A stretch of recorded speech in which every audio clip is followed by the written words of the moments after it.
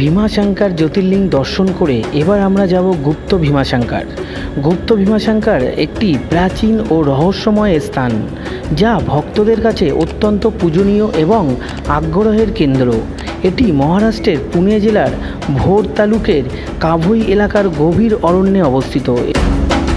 ভীমাশঙ্কর জ্যোতির্লিঙ্গ দর্শন করার পর গুপ্ত ভীমাশঙ্কর, সেই গুপ্ত ভীমাশঙ্করও আপনারা দর্শন করে আসবেন। সেই এখান থেকে গুপ্ত ভীমাশঙ্কর 2 কিলোমিটারের ট্রেক করে যেতে হয়। তো এই রাস্তায় আপনি সেই ভীমাশঙ্কর, ভীমা নদীর যে উৎপত্তি স্থল, সেটাও দেখতে পাবেন। এই দিক দিয়ে যাচ্ছে গুপ্ত ভীমাশঙ্কর, সাক্ষী বিনায়ক মন্দির। আর দারুণ অ্যাডভেঞ্চার লাগবে আপনি যদি এই গুপ্ত ভীমাশঙ্কর ট্রেকটা করেন পাহাড়ি রাস্তা দিয়ে। দারুণ লাগবে এটা। আপনারা কিন্তু ভীমাশঙ্কর দর্শন করার পর এই গুপ্ত ভীমাশঙ্কর ট্রেক অবশ্যই করবেন।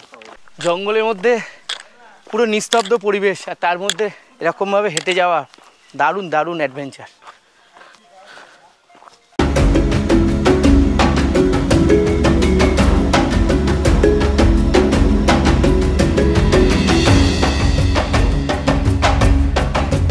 আমরা এসছি একদম মানে দু রাস্তার মুখ। এদিকে একটা রাস্তা চলে যাচ্ছে, এদিকে একটা রাস্তা চলে যাচ্ছে, কিন্তু কে বলবে আমরা কোন দিকে যাব? তার জন্য এই রাস্তাটা দেখুন ওখানে বন্ধ আছে, আর এইখানে একটা তীরচিহ্ন নিশানা আছে। এই তীরচিহ্ন নিশানা বলছে আমাদেরকে এই দিকে যেতে হবে, সেই হিসাবে আমরা এই দিকে যাচ্ছি।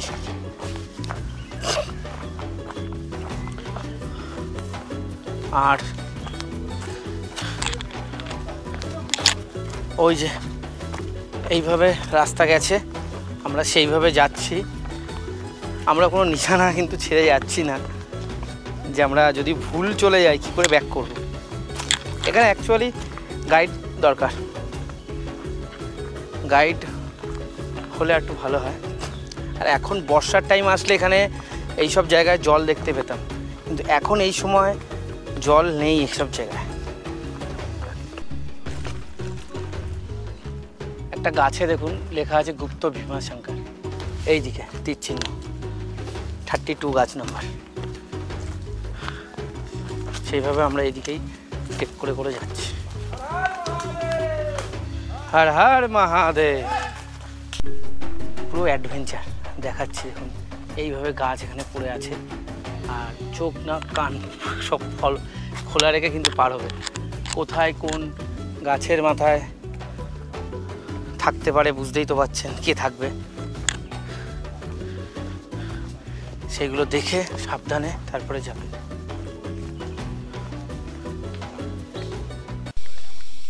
একটা আওয়াজ আসছে দেখেছেন জঙ্গল থেকে, एक आवाज आ रहा है।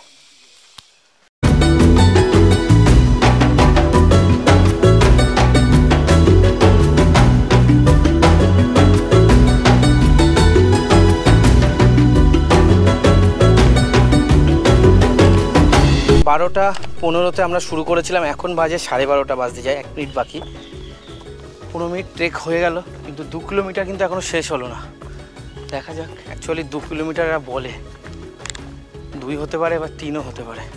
আর ধুতি পরে ট্রেক করছি তো ধুতিটা ধরতেও হচ্ছে।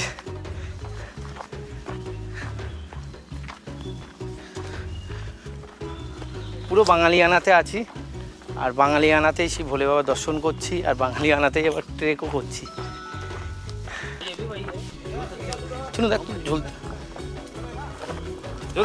কে? হ্যাঁ এই শুনুন, এই জাদা নেই, তুমি ধর ভালো করে। हर हर महादेव। এই জঙ্গলের মধ্যে দোলনা চড়ছি। गणेश जी का दर्शन हो गया। এই রাস্তায় পড়বে গণেশ জি, সাক্ষী বিনায়ক মন্দির, দর্শন করে নেবেন। গণেশজির উল্টো সাইডেই আছে সেই বজরংবলী, এনাকেও দর্শন করে নেবেন। দর্শন করে এই রাস্তা দিয়েই নামতে হবে আমাদের সেই গুপ্ত ভীমাশঙ্কর।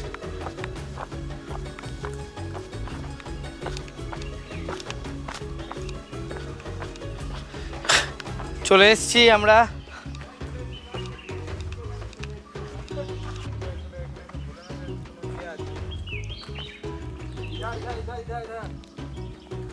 নামতে হবে। এই যে এই নিশান এখানে আছে, এখান থেকে বলছে এইভাবে নামতে হবে। আর এই হে গুপ্তা ভীমাশঙ্কর।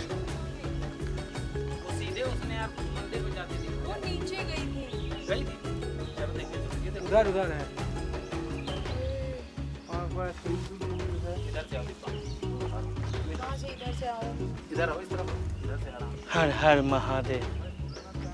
সে ভোলে বাবাকে পেয়েছি আমরা হাঁটা স্টার্ট করেছিলাম 12:15 আর এখন বাজে 12:45। পাক্কা 30 মিনিট লেগে গেল এই ট্রেক করতে। আর ভোলে বাবা ওই যে বসে আছে, ওই যে গুপ্ত ভীমাশঙ্কর, ওই যে ভোলে বাবার মাথায় জল আসছে।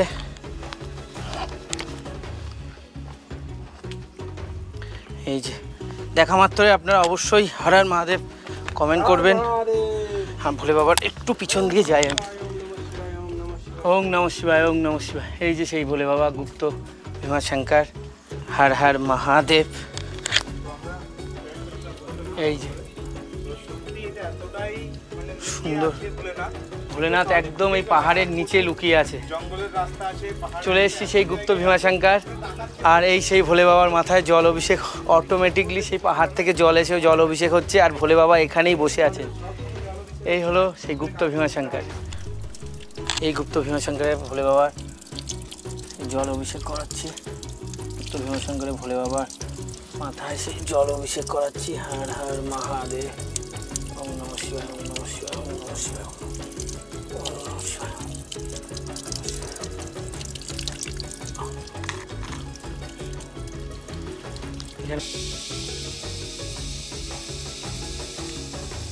এই ভীমাশঙ্কর যে জলটা আসছে যে শিবলিঙ্গের ওপরে, সেই জলটার উৎপত্তি স্থলটা দেখতে এসেছিলাম।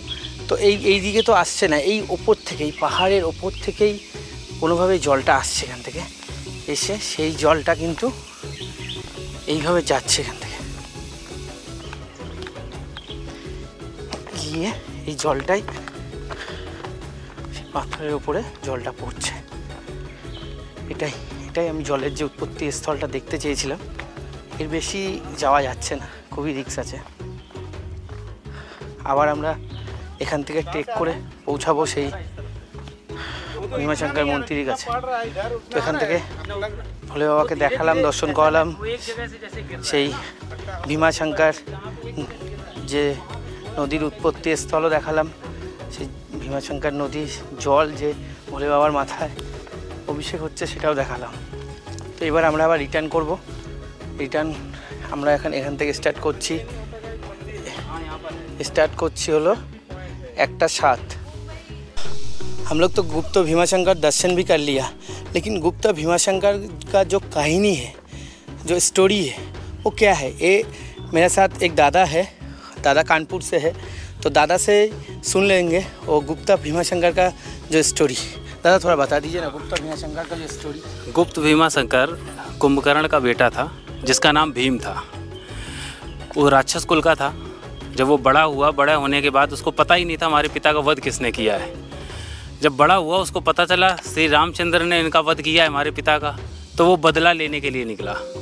और जब बदला लेने के लिए निकला तो उसने तपस्या की। तपस्या करके इनसे ब्रह्मा जी से वरदान प्राप्त किया कि जीतेगा। फिर उसने पूरे हमारे देवता कुल को परेशान कर दिया। और देवता कुल जब परेशान हो गया तो वो गए शंकर जी के पास। अरे महादेव, कुछ हमारी रक्षा का प्रावधान निकालो। तब महादेव ने उन्हें आश्वासन दिया। महादेव ने बोला ठीक है, चलो हम रक्षा करेंगे। इस कारण से महादेव आके उसको राख किया, यहाँ पर ख़त्म किया। तब देवताओं ने हाथ जोड़ के विनती की कि आप यहीं पर आके यहीं अपना स्थापित हो जाइए एक रूप में। तब महादेव भीमाशंकर को ख़त्म किया, तो इस कारण उनका नाम भीमाशंकर पड़ा यहाँ पर। और इस कारण यहाँ पर उन्होंने अपना ज्योतिर्लिंग की स्थापना की। हर हर महादेव, हर हर महादेव, शिव शंभू। बोले नाम दादा थोड़ा बता दीजिए। मेरा नाम मोहित यादव है, मैं कानपुर से आया हूँ। और बहुत अच्छा लगा आप लोगों के साथ यहाँ पर घूम के, और बहुत अच्छा समय व्यतीत हुआ। Have a great day, happy journey. हर हर महादेव, हर हर महादेव। তো দাদার মুখ থেকে সেই কাহিনী শুনে নিলাম, সেই কাহিনীটা তো আপনারাও শুনলেন। আপনারাও জানতে পারলেন সেই ভীমাশঙ্কর, গুপ্ত ভীমাশঙ্কর বা ভীমাশঙ্কর জ্যোতির্লিঙ্গ সেই কাহিনী।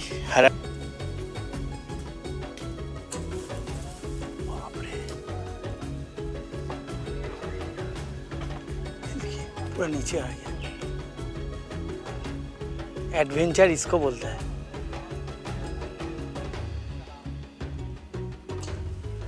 बापरे, আপনারা কমেন্টে অবশ্যই লিখবেন যেটা নামটা কি, আমি এটার নামটা জানি না। পৌঁছে গেলাম, এখন বাজে 1:40 আর একটা ওখান থেকে 10-এ স্টার্ট করেছিলাম, মানে 30 মিনিট যেতে, 30 মিনিট আসতেও 30 মিনিট। এটা 2 কিলোমিটার বলে, কিন্তু 2 কিলোমিটার না, এটা 3 কিলোমিটারের ওপরে হবে। ঠিক আছে, তো যাই হোক, সেই গুপ্ত ভীমাশঙ্কর দর্শন করে এসেছি আর আপনাদেরও সেই দর্শন করালাম। হর হর মহাদেব। আর এবার যাব, আরও কিছু সাইট সিন আছে, সেটা দেখে আমরা দুপুরে লাঞ্চ করব। লাঞ্চ করে তারপর 3টের বাসটা ধরবো, বাস ধরে আমরা চলে যাব হলো আবার পুনে। পুনে থেকে আমাদের আবার সন্ধেবেলা 9:30টায় ট্রেন আছে, মানমান যাব। মানমান থেকে আবার ওখান থেকে চলে যাব নাসিক, নাসিক থেকে ত্রিম্বকেশ্বর। আপনাদের শুধু ভোলে বাবার দর্শন করাতেই থাকবো। তো আমার চ্যানেলে এখনও যারা সাবস্ক্রাইব করেননি, সাবস্ক্রাইবটা করে রাখুন। এরকম ভোলে বাবার যে 12 জ্যোতির্লিঙ্গ, সেই 12 জ্যোতির্লিঙ্গের দর্শন আপনাদের করাবো। হর হর মহাদেব। চেঞ্জ করে এবার আমরা লাঞ্চ করব, করে আবার এখানে বাস আসবে, সেই বাসে করে রওনা দেবো পুনের উদ্দেশ্যে। হলো ভীমাশঙ্কর বাস স্ট্যান্ড, আর এখানেই আছে হোটেল নিতিন ভীমাশঙ্কর।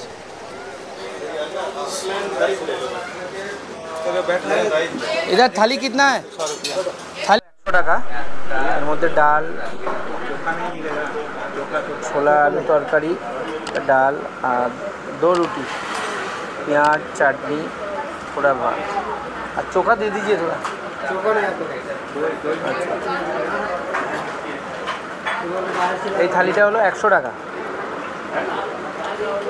3:17। আবার ভীমাশঙ্কর থেকে বাস ধরে নিলাম পুনের উদ্দেশ্যে রওনা দেওয়ার জন্য। 3:17-তে বাস ছেড়ে দিল।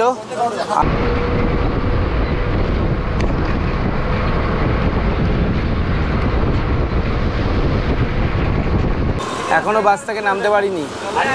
বাস এখন বাজে 6:55 আর আমরা ভীমাশঙ্কর থেকে যাত্রা শুরু করেছিলাম ঠিক 3:17, আর এখন বাজে 6:55।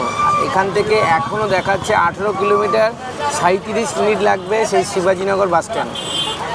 প্রচুর টাইম লাগছে, রাস্তায় অনেক জ্যাম আছে। ভোরবেলা গেছিলাম তখন 3.5 ঘন্টা লেগেছিল, মানে পুনে থেকে ভীমাশঙ্কর, কিন্তু এখন ফেরাটার সময় কিন্তু প্রায় 4.5 ঘন্টার উপরে লেগে যাবে। ফাইনালি সেই পুনে শিবাজীনগর বাস স্ট্যান্ডে চলে আসলাম। এখন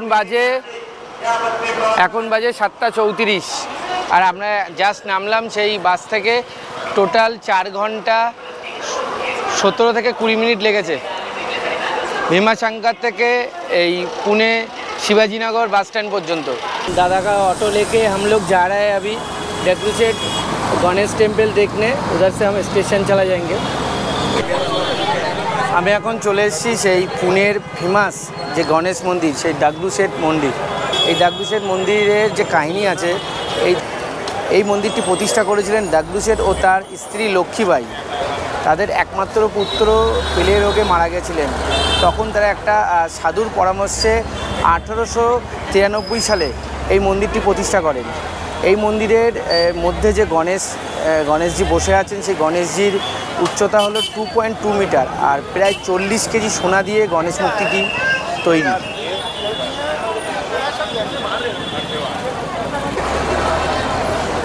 ওই যে গণেশজি দর্শন আপনাদের করাচ্ছি।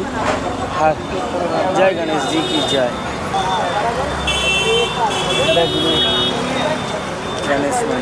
গণেশ ঠাকুরের প্রসাদও আমরা পেয়েছি। প্রসাদ খেলাম, খুব সুন্দর প্রসাদ খাচ্ছি আমরা। প্রসাদ খেয়েছি আর গণেশ ঠাকুর দর্শন করে জাস্ট বেরোলাম। খুব সুন্দর দর্শন হয়েছে। পুরো সাক্ষাৎ গণেশজি বসে আছেন আর সেই গণেশজির মূর্তিটা পুরো 40 কেজি সোনা দিয়ে কিন্তু তৈরি। আপনারা যখন পুনেতে আসবেন, আপনাদের এই সাইট সিনের মধ্যে কিন্তু এই গণেশজির মন্দির, ডাগলু সেটের মন্দির কিন্তু অবশ্যই রাখবেন। এরপর অটো নিয়ে পৌঁছে গেলাম সেই পুনে রেলওয়ে স্টেশন। আমি তন্ময়, আর আমার চ্যানেলের নাম এনি ভয়া ট্রাভেল তন্ময়। আমি বিভিন্ন জায়গায় ঘুরে বেড়াচ্ছি আর সেই ভিডিও করে এই চ্যানেলে দিচ্ছি। ভিডিওগুলো ভালো লাগলে লাইক, কমেন্ট, আর চ্যানেলে নতুন হলে চ্যানেলটি সাবস্ক্রাইব করতে ভুলবেন না। সাবস্ক্রাইব করার সময় পাশে থাকা বেল আইকনটি অবশ্যই প্রেস করে দেবেন। যখনই আমি নতুন ভিডিও আপলোড করব সবার ফার্স্টে আপনার কাছে নোটিফিকেশান পৌঁছে যাবে। ভিডিওগুলো দেখতে থাকুন আর এনজয় করতে থাকুন। হর হর মহাদেব।